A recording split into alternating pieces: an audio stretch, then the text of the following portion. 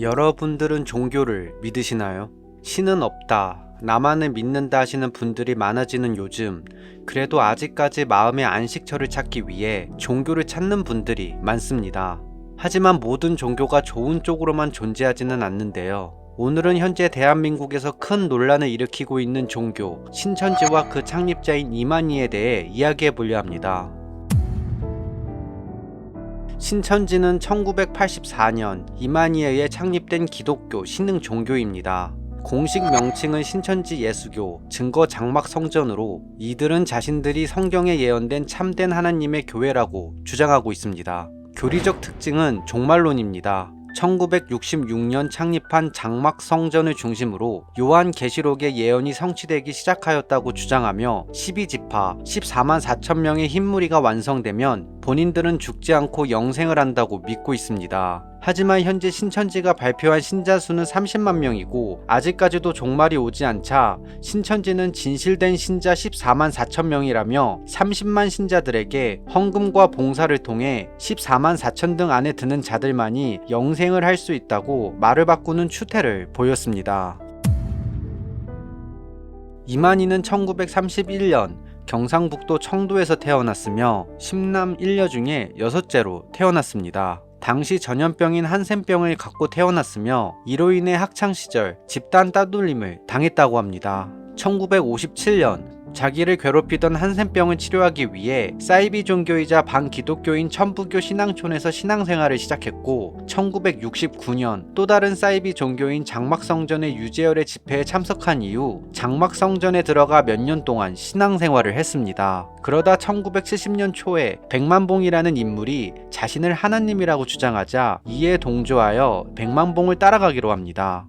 백만봉의 새창조 교회의 12사도 중 하나로 있던 이만희는 1980년 3월 13일 천국이 이루어진다는 백만봉의 주장을 믿었지만 당일이 돼도 달리 아무 일도 일어나지 않자 백만봉의 믿음을 거두고 이탈하기로 합니다. 그렇게 사이비 종교들을 돌아다니며 어떻게 사람들을 속이고 끌어모을 수 있는가를 배운 이만희는 결국 1984년 3월 14일 경기도 과천에서 홍종효라는 인물과 함께 신천지 예수교 증거 장막성전을 창립하게 됩니다. 결과적으로는 이만희는 사이비 종교에 속아서 27년간 유랑생활을 하다가 결국 자기가 교주가 되어버린 것이었습니다.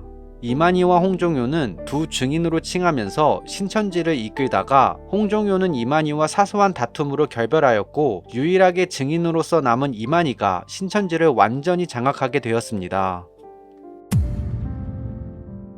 신천지는 부정적인 의미로 철저하게 종교적 활동을 중심으로 교회가 돌아가고 있습니다. 또한 이만희는 예수님과 같은 대언의 사자이며 이만희가 죽지 않는다는 믿음으로 똘똘 뭉쳐 있습니다. 하지만 최근에는 이만희의 치매설, 건강 이상설이 계속 돌고 있어 신천지 안에서 새로운 세력이 움직이고 있다는 이야기도 있습니다. 다시 본론으로 돌아와서 신천지의 헌금과 봉사는 거의 반강제성을 띄우고 있는 것도 특징입니다. 교회 측에서 성도들에게 너희들이 열심히 봉사하고 기도하고 전도하고 하나님과 예수님과 12제자들과 어려운 사람들을 위해 정성을 다해서 헌금한다면 예수님으로부터 인을 맺을 수 있다, 이런 식으로 자주 이야기한다고 합니다. 즉 일반인들이 볼 땐 불쾌함을 느낄 만한 전도 방식이나 이해하기 힘든 헌금 방식을 모두 하나님을 위한 것이라고 가스라이팅한 것입니다.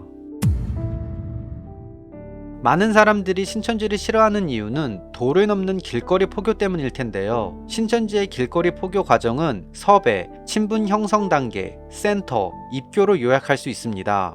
먼저 섭외는 길거리에서 대학교 과제, 유튜브 대본 인터뷰 등 자연스럽게 말을 거며 포교를 시작합니다. 여기서 반응을 해주는 사람들을 상대로 본격적인 섭외가 시작됩니다.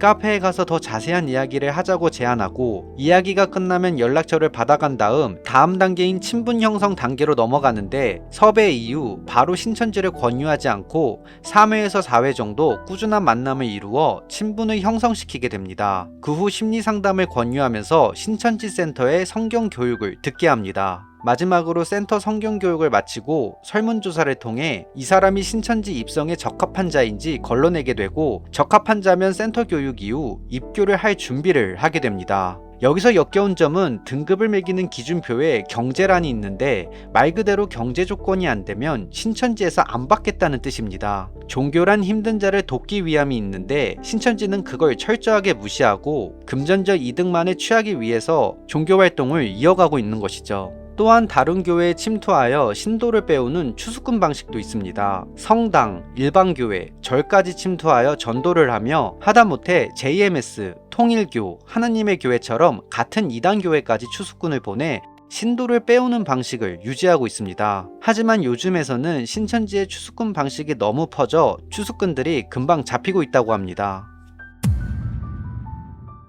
2020년 2월 18일 대한민국 대구에서 한 명의 확진자가 보고됩니다. 그녀는 우리가 흔히 말하는 31번 확진자. 이 확진자는 신천지 대구교회 신도로 밝혀지게 되고 그녀의 동선이 공개되자마자 대한민국 방역체계에 경고음이 울리기 시작했습니다. 31번 환자는 증상이 있음에도 불구하고 예배에 참석했고 심지어 병원과 호텔, 식당 등을 활발히 돌아다닌 것으로 확인되었습니다. 특히 신천지의 예배 방식인 좁은 공간에서 밀접하게 앉아 찬송가를 부르는 행위는 바이러스 확산의 최적의 조건이었죠. 그래서 정부는 이 시기를 1차 대유행이라고 부르게 됩니다. 정부는 그전까지 감염자들의 동선을 모두 파악하고 있었지만 이 기점을 시작으로 전체 동선 파악에 실패하게 됩니다. 그리하여 신천지의 종교활동 제한과 시설 폐쇄 명령을 내리게 됩니다. 하지만 신천지는 정부 명령을 어기고 계속해서 비밀리에 신천지 건물에서 예배를 갖고 있었고 언론에서 신천지에 대해 계속 보도가 되자 감염된 신천지 신자를 다른 교회로 보내 일반 교회에서도 감염자가 나오게 만들라는 지령까지 내려진 걸로 확인되었고 실제로 몇몇 사람들이 다른 교회에 잠입하다 적발되면서 정말 사람이기를 포기한 추태를 보였습니다. 신천지 코로나 사태로 인해 결국 대한민국의 많은 국민들이 코로나에 감염되었고 활동 제한을 당하는 등 많은 피해를 받게 되었습니다. 하지만 신천지와 이만희는 본인들은 피해자라며 일말의 양심도 없는 모습을 보여주며 대한민국 국민들에게 철저히 외면당하는 종교로 자리잡게 됩니다. 신천지를 비판하는 다큐멘터리와 인터뷰에서는 신천지로 인해 가족들을 잃은 사람들의 고통이 자주 등장합니다. 한 가족은 딸이 신천지에 빠져 부모와의 연락을 끊었고 결국 가정을 완전히 떠났다고 증언했습니다. 또 다른 사례에서는 신천지로 인해 부모가 자녀를 찾기 위해 수년간 싸움을 이어갔지만 끝내 실패한 경우도 있었습니다. 그들은 신천지 세상에 빠져 정작 본인들을 가장 사랑하고 있는 가족들의 목소리를 듣지 못하고 있는 것이었습니다. 가족을 잃은 부모님들은 아직까지도 아이들이 돌아오기만을 그저 하염없이 기다릴 수밖에 없다고 합니다. 어떤 사람이 자기 친척, 특히 가족을 돌보지 않으면 그는 믿음을 저버린 자로 믿지 않는 사람보다 더 나쁩니다. 아버지와 어머니를 공경하여라. 그러면 너는 주, 너의 하느님이 너에게 주는 땅에서 오래 살 것이다. 신천지는 본인들이 성경을 가장 잘 분석하고 완벽히 이해하고 있다고 합니다. 하지만 진정 중요한 행복했던 가정을 파괴시킨 자들이 바로 신천지입니다. 정말 하나님을 따르는 거라면, 그게 세상을 위하는 거라면 아직까지도 밤낮을 설치며 본인들을 찾고 있는 부모님의 얼굴을 떠올려 가정의 폼으로 돌아가는 진짜 기적을 보여줬으면 좋겠습니다. 오늘 준비한 이야기는 여기까지입니다. 다음에 또 다른 이야기로 돌아오겠습니다. 감사합니다.